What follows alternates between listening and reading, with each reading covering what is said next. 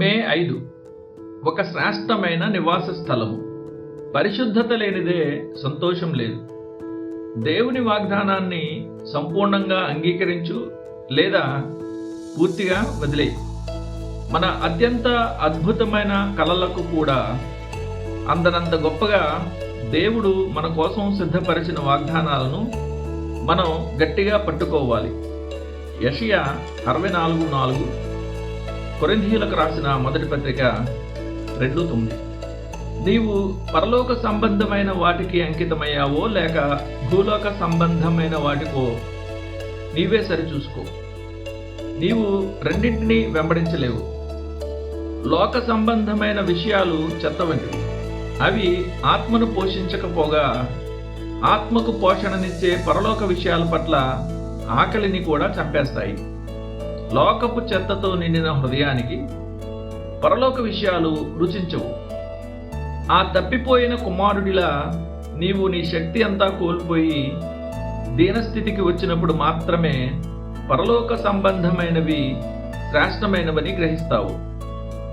పందులు తినే పొట్టు కంటే తండ్రి ఇంట్లోని రొట్టె మేలని, పొలంలో పందుల మధ్య ఉండడం కంటే తండ్రి ఇల్లు శ్రేష్టమైన నివాసమని అప్పుడు నీకు అర్థమవుతుంది.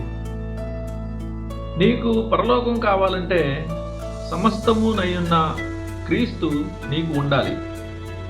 క్రీస్తును అంగీకరించడం అంటే ఆయన చేసిన బలియాగంతో పాటు ఆయన విధించే పరిచర్యను లేదా బాధ్యతను కూడా అంగీకరించడమే. పరిశుద్ధత లేనిదే సంతోషం ఉండదు. దేవుని పిలుపును దాని సంపూర్ణత్వంతో స్వీకరించు, లేదంటే అసలు వదిలేయి. పరిశుద్ధతను, సంతోషాన్ని లేయా మరియు రాహేలు అనే ఇద్దరు సోదరీమణులతో పోల్చవచ్చు. పైకి చూస్తే రాహేలు వలె సంతోషం ఎంతో ఆకర్షణీయంగా కనిపిస్తుంది. శరీరానుసారమైన మనస్సు కూడా దానితో ప్రేమలో పడుతుంది.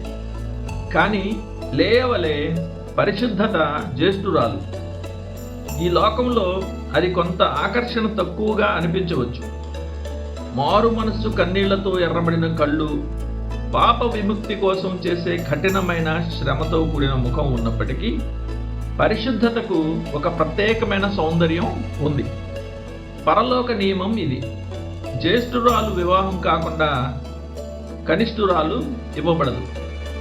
మనం మొదట లేయాను అంటే పరిశుద్ధతను, దానితో పాటు వచ్చే మారు మనసు మరియు కఠినమైన క్రమశిక్షణను అంగీకరించే వరకు అందమైన రాహేలును అంటే పరలోక సుఖ సంతోషాలను అనుభవించలేవు. ఈ నియమం ప్రకారం జీవించడానికి నీవు సిద్ధమేనా? క్రీస్తును, ఆయన కృపను వివాహమాడి అనగా అంగీకరించి కష్ట సుఖాలలో, శోధనలలో కఠినమైన శిక్షణను పొందు. ఒకదాని వెచ్చదనాన్ని, మరో దాని చలిని ఓపికతో భరించు. నీవు ఓర్పు కలిగి ఉంటే చివరికి ఆ అందమైన సోదరి అనగా నిత్య సంతోషం నీకు దక్కుతుంది. పరలోక సంబంధమైన బహుమానాన్ని పొందడానికి ఇదొక్కటే మార్గం.